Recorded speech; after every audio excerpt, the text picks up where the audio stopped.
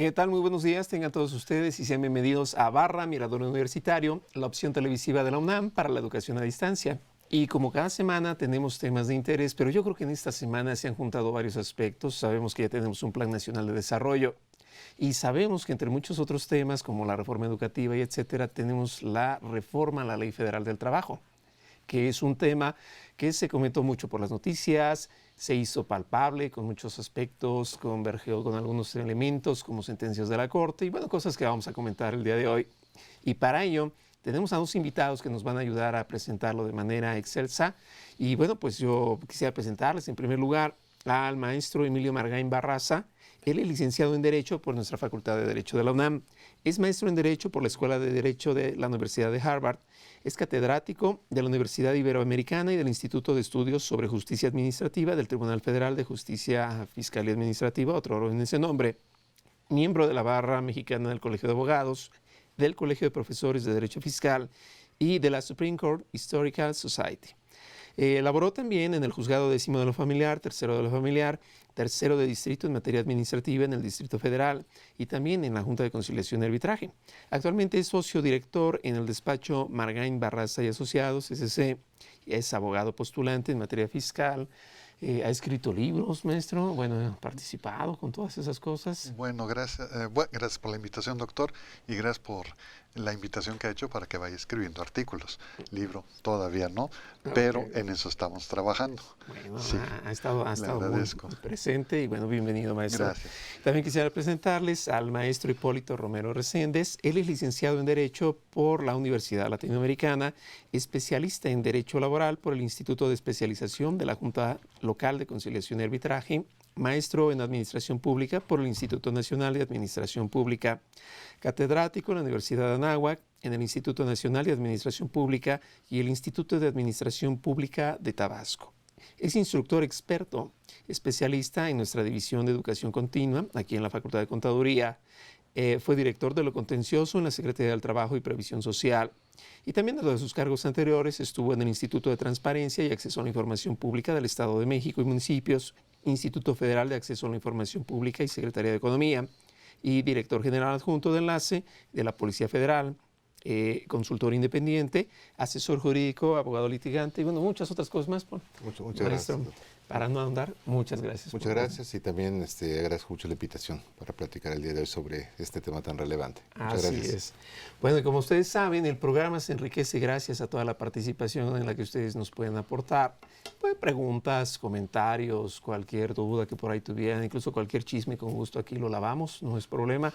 Van a aparecer en los cintillos un poco todo lo que son nuestras redes sociales, los teléfonos, todo lo que ustedes quieran hacernos llegar, con gusto estaremos atentos.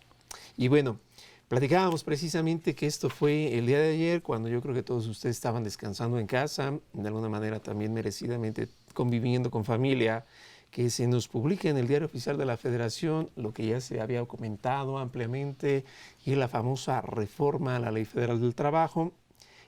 Mucha expectativa, ¿no?, por el efecto de que los americanos lo habían pedido por el tratado.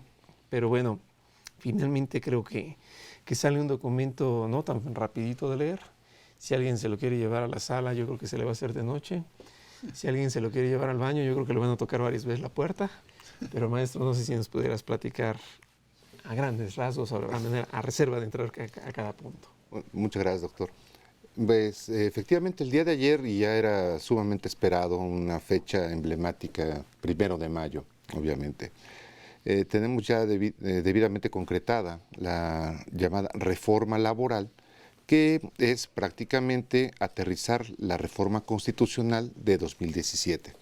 Y en este caso podemos ver que un seguimiento por parte de la legislatura en ambas cámaras tuvo la posibilidad de enriquecerse con participación de académicos, sociedad organizada, sindicatos, centrales patronales y demás, con la finalidad de tener puntos muy precisos que son la judicialización de la justicia laboral, precisamente.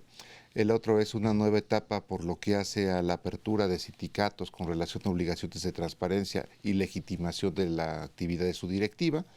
ya no transitó de manera tan rápida lo que fue o no en la medida en que fue planteada por diputados la situación de los trabajadores, antes domésticos, ahora trabajadores y trabajadoras del hogar. Y básicamente esos son los 3 puntos que tenemos publicados el día de ayer en el Diario Oficial de la Federación. Y también salió una parte de lo que sería la Ley Federal de los Trabajadores al Servicio del Estado con relación a la misma democracia sindical. Wow, o sea que era el punto de moda, el efecto sindical. Maestro, en la reforma laboral pues tan nombrada y tan poco entendida realmente, y bien lo platicaba el maestro Hipólito, de alguna forma como que buscan llevar a la judicialización, pero en su opinión, maestro, ¿cómo vamos con este contexto y cómo pudiera pegar en la práctica? Bueno, en este sentido, ya lo explicó el maestro, lo comentó, de la llamada judicializar, en lo que es toda la impartición de justicia en materia laboral. Pero yo voy un poco más allá, en que si bien es cierto en ciertas cuestiones de fondo, quizá aparentemente no hubo muchos cambios, creo que sí, porque en un momento dado, cuando hacemos una reforma en cualquier ley, tiene un efecto fiscal. En este sentido, por ejemplo, podemos ver cómo ahora un menor de edad, un menor de 15 años, puede autorizársele por sus padres, y si no están ellos, por un funcionario de tribunal, inclusive por un inspector de trabajo, el que pueda trabajar. Yo estoy de acuerdo que lo están buscando y que de 16 años en adelante ya no necesita ese permiso. ¿Y cómo se va a obtener, ya viéndolo en materia fiscal, el registro federal de contribuyentes del menor de 15 años o el de 16 años? Cuando vemos que en el SAT en este momento tratar de inscribir a un menor de edad no lo están permitiendo por estrategias que se siguieron en su momento.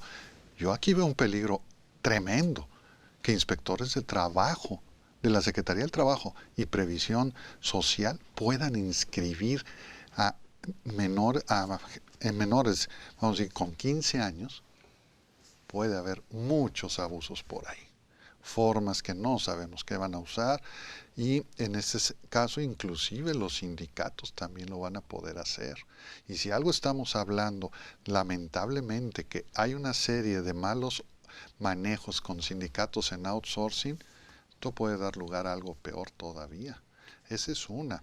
Otra, en este caso se está considerando también el que en un momento dado se dé el encubrimiento ya como una forma de infracción en el caso de la materia laboral, cuando está encubriendo una relación laboral. Y esto tiene que ver con las operaciones inexistentes. Luego, si nos vamos al tema del servicio doméstico, donde ya hay un acuerdo del Instituto Mexicano del Seguro Social de un programa piloto, eso también es un problema muy, muy serio en ese sentido. Se tiene que inscribir o pagar por estos trabajadores ante el instituto, se les inscribe y varias de las preguntas: ¿quién va a ser el patrón? Si me voy a un extremo donde el esposo está bajo salarios en su régimen laboral, la esposa está en casa, ¿quién va a aparecer? ¿Cuál de los dos? Y en este caso, ¿qué? ¿Es un mero aumento de obligaciones para el señor, las retenciones? Y si va a haber retenciones, porque ya va a ser trabajadora y ahora ya lo establecen acá. Pocos cambios, pero hicieron cambios en esa área. Y en ese sentido, el problema es, un aumento de obligaciones, retenciones.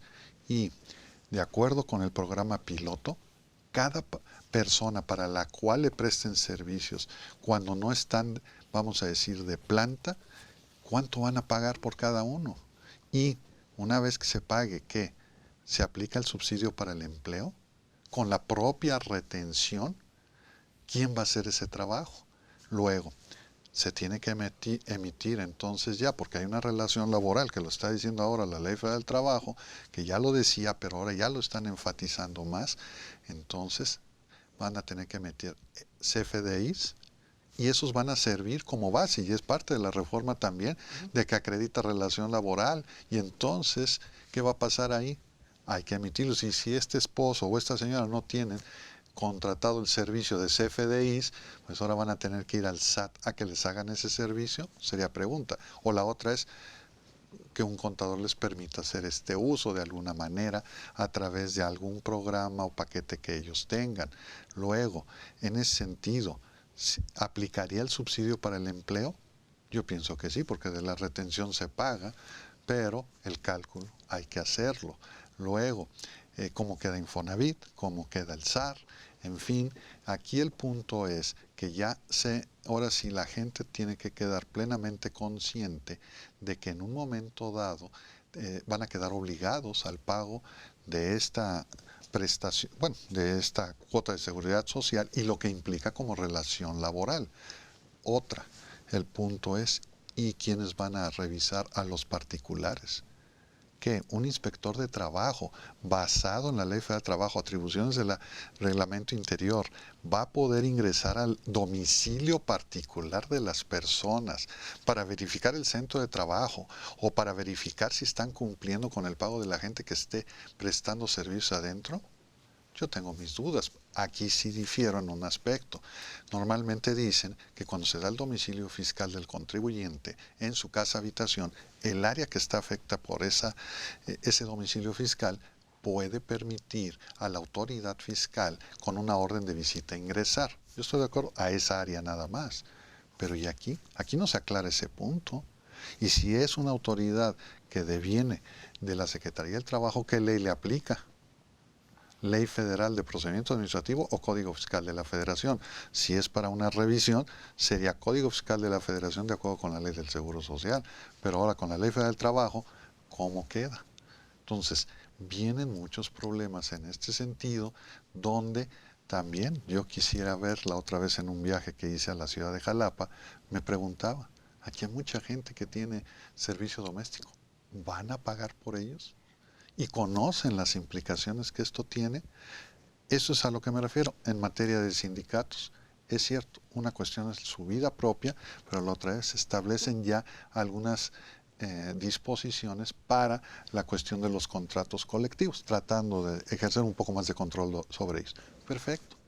Pero ahora hay que adecuar todos los contratos colectivos porque aquellas empresas o patrones que tienen prestaciones de previsión social, una de las condiciones es que esté registrado ese contrato y que cumpla con los requisitos que establece la Ley Federal del Trabajo. Ahora hay que ver qué es lo que está diciendo esta reforma, en dónde adecuar el contrato y hacerlo lo más rápido posible para que quede inscrito, se registre ahora ante el tribunal y ver qué vamos a hacer ahí. O sea, el punto es que toda reforma de la materia que sea tiene un efecto fiscal. Y ya la verdad, creo yo que vienen muchos problemas, ahí sí. Como que quien lo escribe por capítulos, por partes. Voy a retomar un poquito de lo que comentaba usted, maestro. Los menores de 15 años, menores trabajadores, antes requerían pues nada más el permiso del papá, ahora puede ser alguna autoridad la que pudiera estar ahí, tanto autoridad, entiendo, jurisdiccional, como es el caso, como autoridad de tipo administrativa. Me quedo pensando en las políticas públicas de este programa que los jóvenes construyendo el futuro se les apoya con 3,600 pesos mensuales a partir de los 19 años hasta tales. Entonces no es una incongruencia que les apoyen a partir de los 19 años, pero a partir de antes les permitan el trabajo, o sea, en ese sentido, ¿cómo raya? Y en segundo lugar, si a partir del año pasado, para el efecto fiscal, en el artículo 95, se hizo mención, 110, perdón, del Código Fiscal, se hizo mención de la suplantación de identidad, como que pudiera ser algo así. ¿En qué momento alguien puede suplantar la identidad ahora de un menor sabiendo que la posibilidad ya la permiten? Bueno, ahí nada, me gustaría hacer dos precisiones con relación a este punto. El trabajo de menores siempre ha sido una rama especial dentro de la Ley Federal del Trabajo. Y de hecho, con las últimas modificaciones que tenemos, los menores de 15 años no deben trabajar, salvo que sea en la industria familiar. Y este acotamiento me queda muy claro con relación a la parte cultural, ¿no? O sea, yo lo veo con relación, por ejemplo, a los maestros mezcaleros, que prácticamente empiezan desde niños a hacer, juntar el agave y empezar a trabajar prácticamente como un taller artesanal. Pero fuera de este ámbito de los 15 años, no deben trabajar y está sujeto a ciertas restricciones con relación a la posibilidad de continuar estudios y con relación a jornadas de trabajo que no sean extenuantes y permitan compaginar educación y trabajo. Entonces, menores de 15 años no deben trabajar, esa es la regla. De 15 a 16, originalmente se establecía, sí, y ya sigue siendo, la autorización de los padres, eventualmente de los tutores y de la inspección de trabajo. En su momento fue de la Junta de Conciliación y Arbitraje, que este artículo se sustituye por el tribunal en su caso, y finalmente lo deja con relación a la autoridad municipal, que sería la más cercana eventualmente. O sea, un presidente municipal sin mayor problema podría otorgar un permiso para que un menor de 15 a 16 años pudiese prestar sus servicios, ¿no? Obviamente dentro de una norma protectora. Ahora, sí, entonces podría parecer contradictorio, pero estamos hablando de un año. Estamos hablando de un año que está sujeto a ciertas restricciones para prestar esos servicios en lo particular. Entonces ahí sí desconocía la parte del SAT con relación a la mayoría de edad, pero no olvidemos el carácter que tiene la Ley Federal del Trabajo en ese sentido.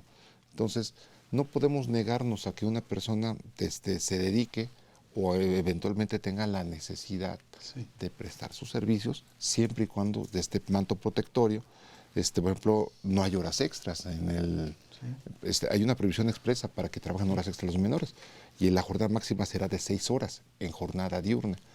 Entonces sí hay algunos puntos que son muy protectorios, menores de 16 y luego sí la parte correspondiente. Entonces básicamente lo que habría que contextualizar es que si estas personas tienen la inquietud o la necesidad o como sea del trabajo, sería básicamente enfocado por industria familiar de manera preferente. Menores de 15 sí, es la única excepción que se permite y eso obviamente recoge es parte cultural de nuestro país. No olvidemos que también tenemos puntos delicados, ¿no? Por ejemplo, la parte de migración interna que existe en el propio país.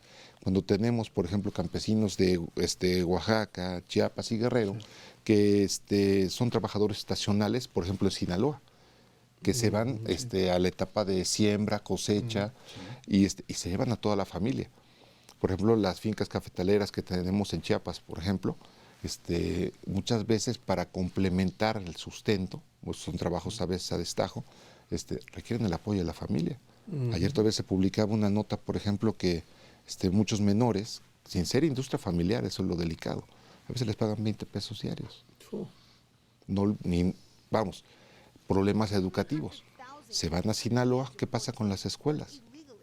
Los niños no están estudiando, entonces tenemos un déficit educativo muy delicado por esa parte. Y no es trabajo infantil, Entonces esto lo encontraríamos dentro del apartado de lo que llaman talleres familiares, creo, industria familiar. Industria familiar nada más, es el único. Sí, la única parte. También permite que los sindicatos también puedan dar la autorización para estos. Sí, claro. Pero eso es también otro problema serio, ¿no? Sí, no, y puede participar en una vida sindical el menor de edad en ese sentido, por supuesto. Bueno. Aunque no tenga la madurez para quizás identificar con plenitud, pero bueno, sí es un tema sociológico, ¿no? Más allá de hecho vemos gente que se jubila después de 30 años y vemos jubilados que tienen 45, 46 años de edad y ya juntaron 30 años de antigüedad, por estas situaciones.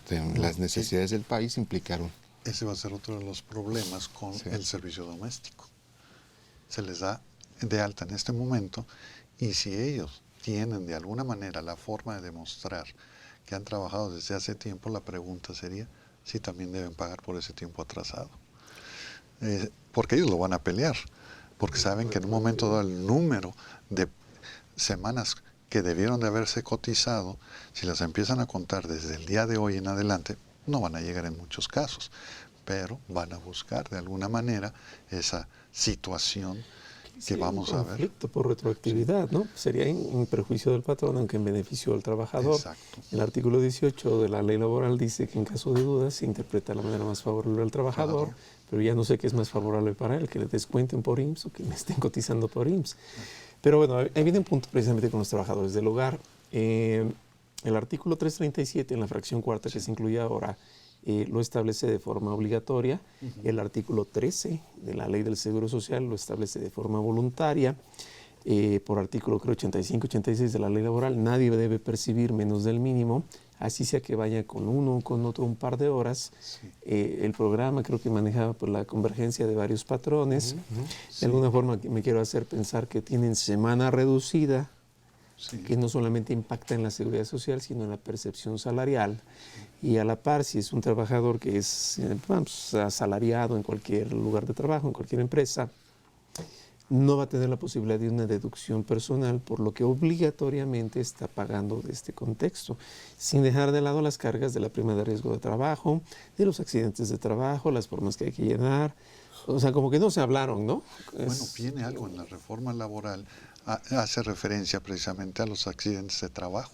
Y entonces entramos ahora, vuelvo al ejemplo que señalé hace rato, cuando es en trayecto, cuando no lo es, y cuando en un momento dado ese accidente de trabajo puede dar lugar o no a una pensión, y si no hay pensión porque el accidente no fue tan grave, da lugar a una indemnización, pero ¿por parte de quién? Del instituto, no del patrón. Entonces vienen una serie de cuestiones muy importantes a tomar en cuenta, donde, insisto, el problema es la gente que lo pueda entender. Los patrones que ya tienen trabajadores, ellos ya saben en lo que están. Tienen hasta departamentos de recursos humanos que ven todo esto. Pero ¿qué pasa con las familias? ¿Cómo lo van a medir ahora? Y luego, hay algunos que pueden decir, no me interesa porque tengo hijos que trabajan y ya me tienen inscrito en el seguro. Es decir, como un beneficiario. Entonces, vienen muchas cuestiones, pero una de las que la verdad tengo mucho temor es en la llegada de todo este personal de estas instituciones a la casa, y bajo qué forma legal van a poder pretender introducirse ahora sí que a la casa. Y eso es donde uno pues va a tener que estar previendo esa situación. Porque la obligación aquí con esta prueba piloto es nada más acreditar el pago. Va uno al instituto, da uno el nombre del trabajador, se le asigna un número. Si no tiene uno, nos van a tener que asignar a nosotros en lo personal, a quien decida uno, y de ahí ya lograr el pago, pero hasta dónde tienen la facultad de ingresar al domicilio particular como centro de trabajo, para ver las condiciones o lo que ustedes gusten y mandan, porque tienen a veces muchas palabras muy bonitas. Sí, porque a la casa solo pasa Sancho y con permiso, ¿no? Exacto. Bueno, vamos a ir rápidamente a nuestro info fiscal y regresamos para seguir comentando el tema. Info fiscal. 24 de abril, el Servicio de Administración Tributaria SAT comunica mediante oficio el listado global de presunción de contribuyentes que se ubicaron en el supuesto previsto en el artículo 69b, primer párrafo del Código Fiscal de la Federación. 25 de abril, el Instituto Nacional de Estadística y Geografía INEGI reporta el Índice Nacional de Precios al Consumidor correspondiente a la primera quincena de abril, que fue de 103.501 puntos. Esta cifra representa una variación de menos de 0.03% respecto del índice de la segunda quincena de marzo, que fue de 103.537 puntos. 26 de abril, el SAT avisa mediante oficio listado de contribuyentes que desvirtuaron la presunción de inexistencia de operaciones prevista en el artículo 69b, párrafo primero del Código Fiscal de la Federación, vigente hasta el 24 de julio de 2018. El SAT informa mediante oficio el listado global definitivo de contribuyentes en términos del artículo 69b, tercer párrafo del Código Fiscal de la Federación, hasta el 24 de julio de 2018. El SAT comunica mediante oficio el listado de contribuyentes que promovieron algún medio de defensa en contra del oficio de presunción a que se refiere el artículo 69b, primer párrafo del Código Fiscal de la Federación. La Secretaría de Hacienda y Crédito Público comunica los porcentajes y los montos del estímulo fiscal, así como las cuotas disminuidas del IEPS aplicables a los combustibles, correspondientes al periodo comprendido del 27 de abril al 3 de mayo. La Secretaría de Hacienda y Crédito Público comunica los montos de los estímulos fiscales aplicables a la enajenación de combustibles en la región fronteriza con los Estados Unidos de América por el mismo periodo. La Comisión Nacional Bancaria y de Valores comunica la resolución que modifica las disposiciones de carácter general aplicables a los fondos de inversión y las personas que les prestan servicios. Info Fiscal.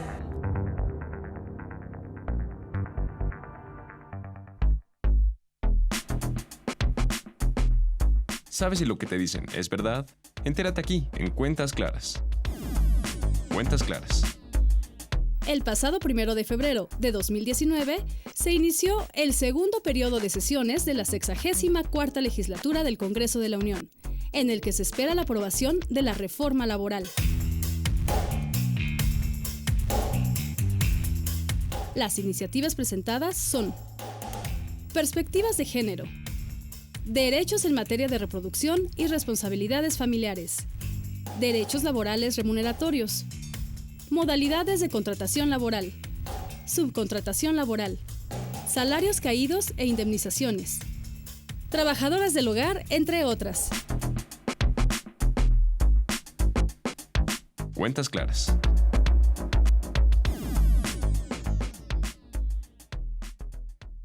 Impuesto en la historia.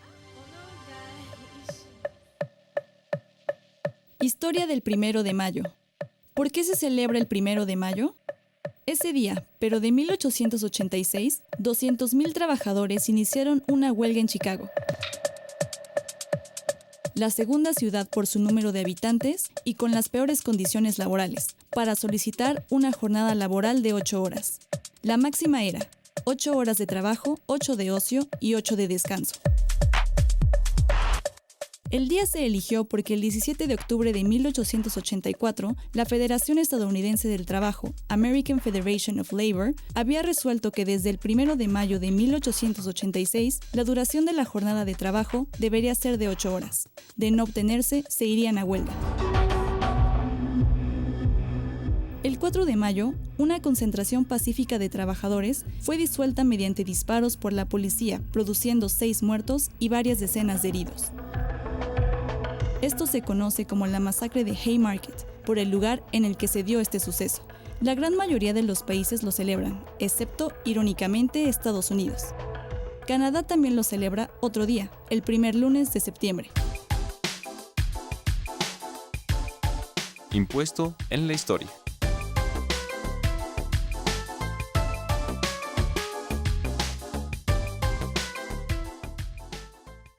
Muy bien, pues ya estamos de regreso. Recuerden que salió entonces publicada la reforma a la Ley Federal del Trabajo. Yo creo que trae más dudas que soluciones y aquí habría que preguntarse siempre, como dicen, si la solución de un problema no lo resuelves, se vuelve parte del problema y eso creo que es mucho de lo que ahora vamos a comentar. Sin embargo, Manuel Salazar nos manda algunas preguntas y él nos pregunta: ¿hay cambios en los porcentajes de las obligaciones ya existentes como la prima vacacional, dominical, días de aguinaldo?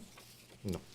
Se mantiene igual, ¿no? Sí, se habló algo de eso y por eso la gente andaba inquieta. Sí, por supuesto. Porque decían, ¿cuánto va a aumentar esto o alguna cosa así? Pues no nos aumentó el salario mínimo, que ya con eso algo podría... Y es un retroceso desde mi punto de vista, ¿eh? Sí, claro. O sea, ya habíamos transitado de tener zonas específicas, habíamos tenido 3 zonas en su momento, luego fueron 2, afortunadamente ya teníamos una, y volvemos a tener un esquema de dos tipos de salario mínimo general. Aunque la Constitución dice que debe ser progresiva, ¿no? La manera de los derechos humanos, pero bueno. Digo, porque queda la duda, ¿no? ¿Hasta qué momento es discriminación y hasta qué momento es reconocimiento de situaciones especiales? Pero no debiera existir en esto. Bueno. Ahí todos matamoros. Segunda pregunta que nos plantea él, dice, ¿qué nuevas implicaciones u obligaciones hay para la pyme como patrones? Me imagino que se refiere a las obligaciones patronales o de alguna forma, ¿no? Ahí no vamos a tener realmente ningún cambio. Sí, definitivamente las pymes constituyen el pilar de la economía en este país.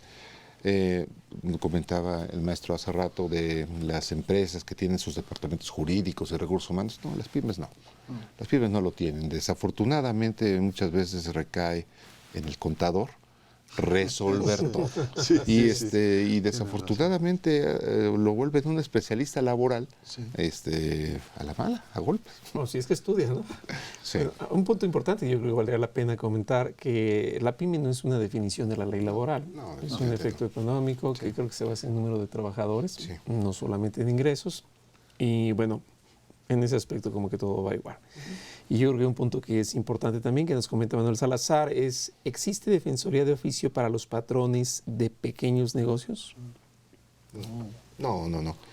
Actualmente todavía contamos con la Procuraduría de la Defensa del Trabajo. Esta reforma, eventualmente, lo que nos está hablando precisamente es la ley de la Defensoría Pública, eventualmente, pero será siempre para el trabajador. Okay. Se manejan dos ejes principales, según he entendido, respecto de esta reforma, que implica un poco lo que sería dividir, como platicábamos en radio, las funciones de lo que es actualmente la Junta de Conciliación. Sí. Creo que hay una etapa de negociación y una etapa de, conciliación, ¿no? Para no dejarla de... Y la etapa probablemente judicial. ¿Cómo se va a manejar esto? Porque en transitorios también se hace todo un esquema. Bueno, son juntas de... Todavía son juntas de conciliación y arbitraje y van a subsistir en tanto existen todavía asuntos pendientes por resolverse, independientemente de que hoy ya 2 de mayo ya está plenamente vigente este decreto, ¿no? Originalmente la justicia laboral provocaba a través de un tripartismo de gobierno, patrones y trabajadores, a venir a las partes ante un conflicto ya sea individual o colectivo para tratar de resolverlo. Si no se llegaba a ningún arreglo, se continuaba otra etapa. Entonces, prácticamente no estamos viendo nada nuevo. Estamos viendo que ya esta función ya no va a depender de la Junta de Conciliación y Arbitraje. Vamos a tenerlo dividido en 2, centros de conciliación y registro y tribunales del trabajo. Entonces, lo que vamos a tener es que la mayoría de los asuntos procurarán resolverse ante esta instancia, un organismo descentralizado que va a tratar de tener esta parte de conciliación, y en caso de que no se llegue, pasará a otra etapa ya ante el tribunal. Entonces, eso es lo que vamos a tener ahora, tanto de manera individual como colectiva. Pero no tan rápido, ¿no? Porque creo que se va por los años, van a tardar 4 años, ¿no? Para que sea... Lo que pasa es que también va de la mano con todo lo de la nueva legislación en cuanto a las remuneraciones de pago a los funcionarios y demás, viene todo un ajuste. Lamentablemente apareció por ahí un oficio donde están limitando, más bien excluyendo todos los nombramientos que se hicieron a partir del 1 de diciembre del año pasado, en fin. Yo creo que viene todo un ajuste donde inclusive el Poder Judicial, aunque tiene mucha experiencia en cuestión presupuestal, pues tiene que hacer sus ajustes, ¿no? Bueno, de hecho, prácticamente yo siempre he considerado que si un tema te interesa, le vas a dedicar atención. Y la principal atención gubernamental que podemos hablar de políticas públicas es el presupuesto que se destina para esto. La reforma de 2017 en febrero no permite la instrumentación de esta situación de transitar a la judicialización de la justicia laboral, contar con tribunales, precisamente porque no había presupuesto. Situación que también se replica en 2018. Tampoco vemos que se haya proyectado dentro del presupuesto de egresos de la Federación gasto alguno para esta transición. Para este ejercicio 2019 tampoco lo tenemos. Y de hecho parte de lo que nos comentó el doctor Burgua con relación a la parte presupuestal es que se hará en su momento sujeto a las posibilidades y disponibilidades presupuestales. Ahora, no olvidemos, la materia de la Ley Federal del Trabajo tiene 2 grandes apartados, la federal y la local. Entonces vamos a necesitar que se implemente esto a través de juntas federales de conciliación y arbitraje y juntas locales que deberán transitar a justicia laboral en ese sentido. Ok, vamos a ir a una pausa rápidamente y regresamos para seguir comentando el tema, la reforma laboral. Aquí estamos.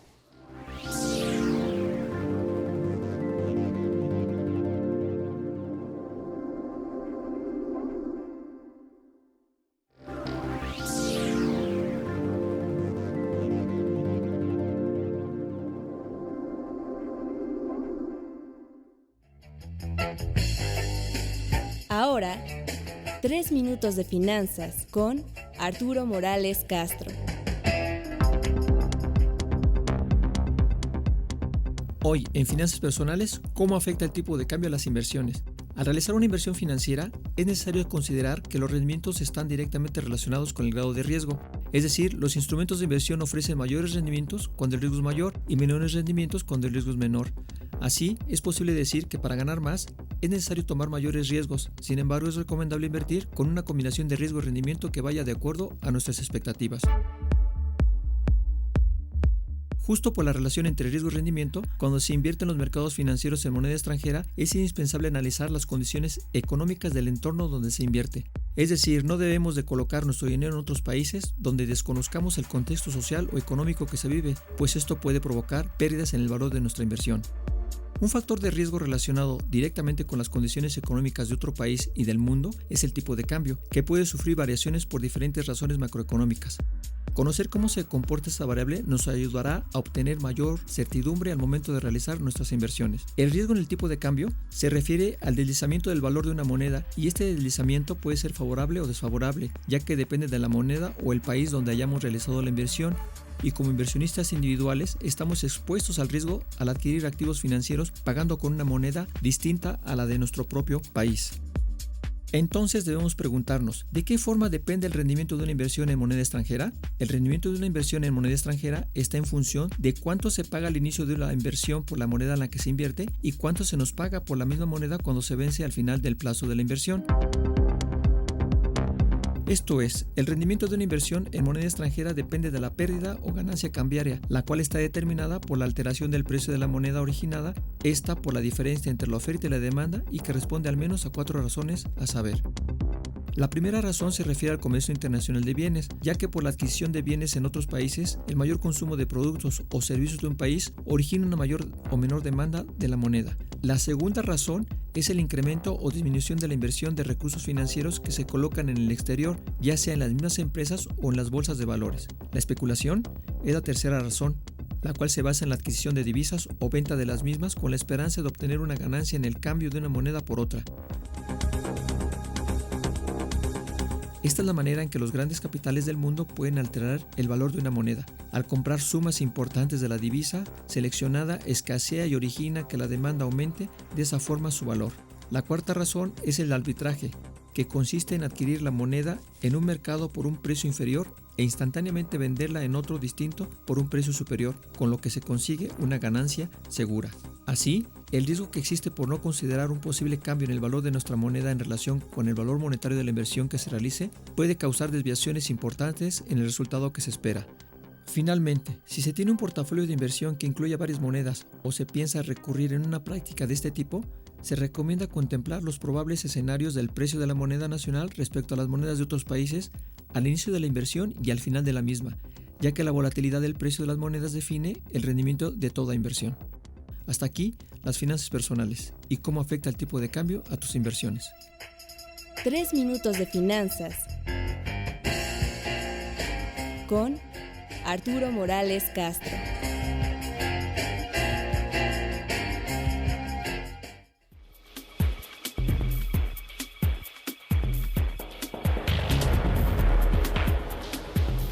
En esta edición, la número 712 Consultorio Fiscal aborda interesantes artículos de actualidad, de corte jurídico, laboral, contable, financiero y fiscal. Ignacio Jaramillo Bermúdez expone a personas físicas y sus deducciones personales. Damián Cecilio Torres explica las deducciones personales pagadas a residentes en el extranjero. José Alfredo Zaragoza Buendía da a conocer la versión anticipada de la 10ª resolución de modificaciones a la Resolución Miscelánea Fiscal 2018. Estos y otros temas de gran interés se presentan en el número 712 de Consultorio Fiscal. Suscripciones a los teléfonos 5616-1355 y 5616-7755. También a través de la tienda electrónica publishing.fca.unam.mx o en la revista electrónica consultoriofiscal.unam.mx.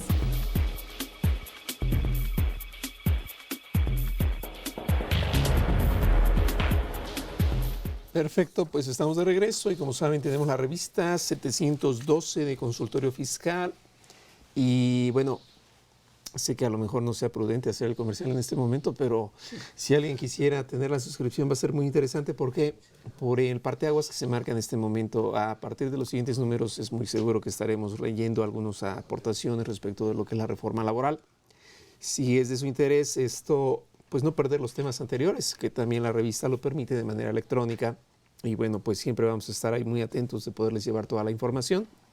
Y una de las cosas que también teníamos aquí pendiente, pues es precisamente hacerles notar, ¿no? de lo que los cambios, como bien lo comentamos en este momento, no solo son en el índole laboral. Recordemos que siempre lo laboral, la seguridad social y la parte fiscal, como que siempre coinciden. Uno es saber si integra o no integra seguro social, si está exento o no en lo que es la ley fiscal, y en la parte laboral, si obliga o no. Porque en cualquiera de los tres hay infinidad también de revisiones que se hacen por parte de autoridades laborales. Y bueno, hablando de esto y de los patrones, Manuel Salazar nos hace una nueva pregunta. Y dice, los patrones que tenemos entre 3 y 8 trabajadores, ¿tenemos la obligación de tener sindicato? Bueno, es que es una pregunta que admite... ¿Sindicato de quién? ¿De patrones o de trabajadores? Porque la norma laboral lo contempla. Hay sindicatos de patrones, son las confederaciones. Así es. Entonces, sí, y un sindicato patronal puede constituirse con 3 patrones. Ahora, los trabajadores pueden constituir un sindicato, ¿sí? Pero como obligación no. Es o sea, algo... de parte de lo que sería nuestro derecho de asociarnos es hacerlo o no hacerlo. Y con el que me convenga o no me convenga. Sí, el único problema es la práctica, que muchas veces, lamentablemente, hay gente que se da cuenta que una empresa no tiene sindicato y entonces pretenden imponer a su sindicato, vamos a decirlo así, estas personas que vienen de la calle, vamos a expresarlo así, y logran, en principio, impedir la actividad de la empresa con tal o sujetarlos a la imposición de que se contraten con ellos. En fin, lamentablemente... Esperamos que precisamente con esta reforma la vida sindical en un momento dado ya sea más transparente y sobre todo que se eviten una serie de problemas que no sabemos. Ese sí es un problema muy complicado. Es de carácter humano. Claro. O la parte de protección. Ese es el otro cara de la moneda. O sea, muchos patrones, obviamente, para evitar precisamente esta deleznable práctica que parece mafiosa, es, pues yo mejor tengo el mío. Claro. Lo que le llamaban sindicatos blancos. El sindicato algunos, blanco. ¿no? Sí, claro. Pero, ¿qué pasa cuando el año anterior, creo que por ahí de octubre, se habla de que México ratifica, después de casi 60 años, el convenio 098 de la Organización Internacional del Trabajo, que aparentemente lo prohíbe, ¿no? Esto, ¿con qué tanta fuerza lo podemos tomar? Pues prácticamente es la parte medular de esta reforma.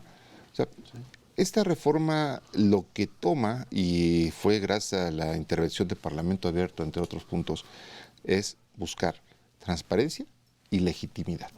Son los 2 puntos importantes del sindicato. Muchos trabajadores no conocían inclusive sus propios contratos colectivos de trabajo. Ni sabían que los tenían, ¿no? Dentro de un sindicalismo blanco sí, no sabían que tenían sindicato y menos los contratos colectivos, ¿no? Sí.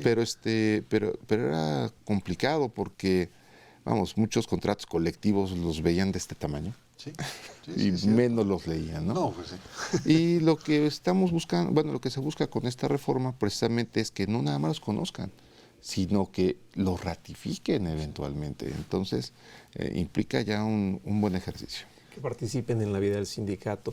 Brevemente me hacen mención de que ya no hay boletos para el magno desayuno, solamente como referencia para aquellos que estuvieran todavía interesados en ese tema. Pues nada más saber que ya no los hay, ¿no? Pero lo que sí hay es mucho tema fiscal y mucho tema laboral, y perdón, estaba interrumpiendo este tema, en el cual se busca entonces que se integre el trabajador para participar de la vida sindical, como la democracia sindical.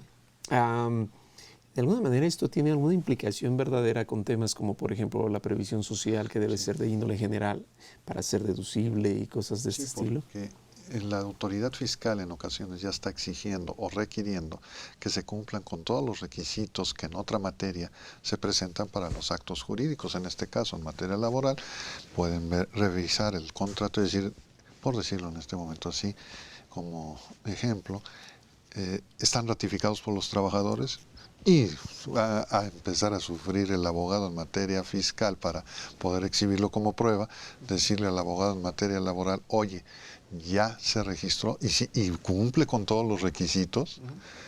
Esto nos lleva también al punto de que cada día es más importante el trabajo en grupo de entre abogados y contadores para poder cumplir con todas estas disposiciones. Interdisciplinario, ¿no? Sí. Porque sí, eso sí. Sí.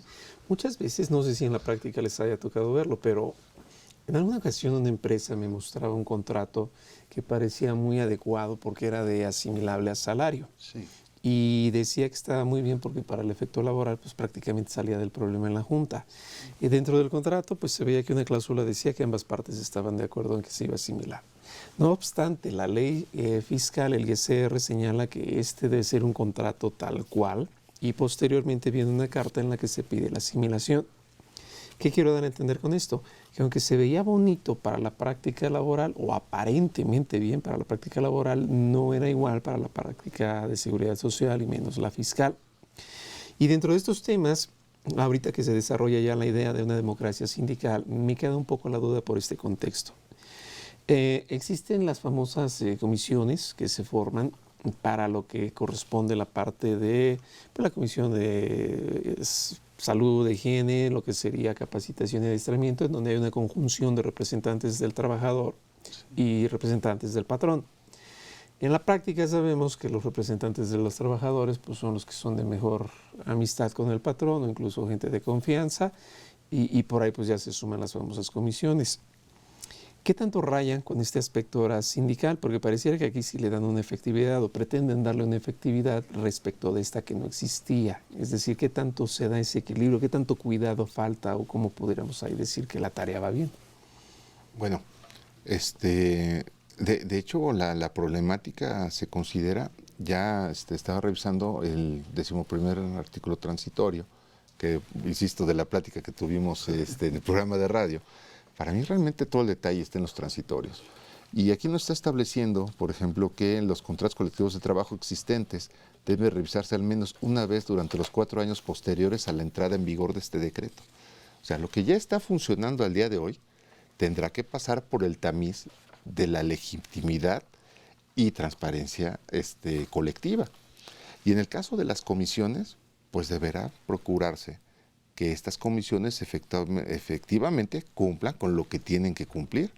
Entre otras cosas, vamos a verlo ya, debería verse prácticamente ya con este ejercicio, con relación al PTU.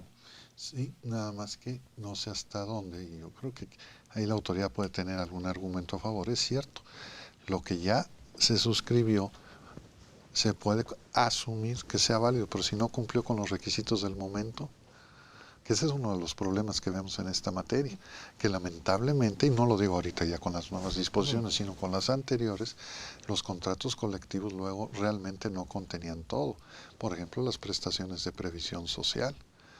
Y luego los problemas que se han dado con la interpretación, por ejemplo, en materia de seguro social, si las prestaciones de carácter social están exceptuadas o quedan fuera en un momento dado de lo que es el salario base de cotización. En fin, es que eso es lo interesante de la transición, que independientemente de cuándo entran en vigor, vamos a ver qué viene. Y en este caso, curiosamente, tenemos la cuestión de la resolución miscelánea para 2019, que salió hace unos cuantos días y no trata el problema, por ejemplo, cómo van a quedar las obligaciones en materia de los patrones para efectos de seguro social, si es como una obligación, que como señalaba hace un rato, es nada más un aumento de obligaciones. Si me voy al área internacional, por ejemplo en Estados Unidos, un patrón que no paga impuesto, no le retiene impuesto a un trabajador, pues se puede ver sancionado. Inclusive hay políticos que han perdido su carrera por ese pequeño detalle. Acá no creo que sea el caso, pero el punto es qué tanto va a darse esta situación que en un momento dado va a requerir, insisto, en un trabajo en equipo, que es muy importante para que todos puedan aportar algo en estas materias. Este tema de la famosa PTU, que ahorita lo comentaban, se recrudece bastante fuerte y además por el reparto adicional que establece la posibilidad en el reglamento. Pero sin embargo hay muchos puntos en los cuales como que pudiera estar de alguna manera ocultos algunos esquemas que pudieran buscar lo que es el incumplimiento de toda la normatividad. El primerito de todos, para el efecto laboral, es la PTU. De ahí que la subcontratación sea un tema que nos adeudan, porque no se desarrolló y de alguna forma como que empieza por ahí a caber. Pero ¿cuántas veces, y me refiero al artículo 127 de la Ley Federal del Trabajo, en donde se dice que quien no merece la PTU son los directores, pues todo el mundo contrata directores? Segunda fracción dice que los de confianza están topados al nivel máximo de un administrativo o de un sindicalizado en un 20 superior. Acudimos al artículo 9 de la Ley Federal del Trabajo y nos dice que dentro de las actividades de confianza están y empiezan a denotar las de dirección. Entonces hay un punto donde ya no queda claro, ¿no? Si esta fase de una dirección de confianza verdaderamente merece la PTU o no la merece, iba mucho con lo que platicábamos al inicio de lo que correspondería, pues de alguna forma opacar o maquillar lo que son las relaciones laborales, que es parte de esta reforma. Bueno, es que también hay un problema que, insisto, cuando se habla de reforma fiscal integral, se tiene que pensar en todas las materias, porque, por otro lado, también es curioso, dicen, bueno, ¿quién es responsable solidario en materia fiscal? Y se usa mucho en la calle decir el representante legal, pero ¿quién define qué es representante legal? El 26 fracción tercera hace referencia, pero a cargos como administrador único, administrador general, gerente general, o quien en un momento dado ocupe un cargo equivalente. En cuanto al Seguro Social, la Corte ha resuelto, la segunda sala hace muchos años, de que quien goza de todas las facultades, como son las de representación, administración y dominio, son la empresa misma. Como consecuencia, no deben inscribirse en el ante el Instituto Mexicano del Seguro Social. Ahora, entrando al problema de trabajadores de confianza, que claro, yo recuerdo, en paz descanse, el maestro Baltasar Cavazos Flores, quien, bueno, fue uno de mis sinodales en el examen profesional, pero él tenía un texto, escribió un libro, Trabajadores de Desconfianza. Entonces también planteaba muchos problemas y era un abogado 100% patronal que nunca negó, pues, su naturaleza de defensa. Entonces aquí ese es otro de los problemas que podemos tener, además de que también pues está el reglamento para los artículos 120 y 122 de la Ley Federal del Trabajo para la revisión de las empresas, que se modificó, por cierto, este reglamento era unos 2 o 3 años, yo creo, donde efectivamente ahora sí van a tratar de revisar más a las empresas de acuerdo con las objeciones que señalen los trabajadores a través de sus sindicatos y revisen si en realidad se está cumpliendo o no con ese reparto de utilidades sin manejar de alguna manera el resultado, manipularlo. Y si nos vamos inclusive a las empresas multinacionales, pues ahí hay otro problema. Independientemente que sea BEPS, transferencia de utilidades de un lado al otro, precisamente aparte del efecto fiscal de impuesto a la renta, entra el reparto de utilidades y entonces, insisto, esto ya es un trabajo de equipo. El zafarrancho estilo del fútbol. Pues prácticamente hemos llegado al final, pero maestro, no sé si hubiera algún punto adicional a comentar. Pues yo la verdad estoy emocionado de que el ámbito laboral siga siendo un tema prioritario. No estoy muy seguro, ya de mi parte, ya como administrador público, de que haya sido necesario hacer estos movimientos, porque el problema realmente para mí fue de administración de la carga de trabajo de la propia Junta, y precisamente se establece un programa de abatimiento del rezago.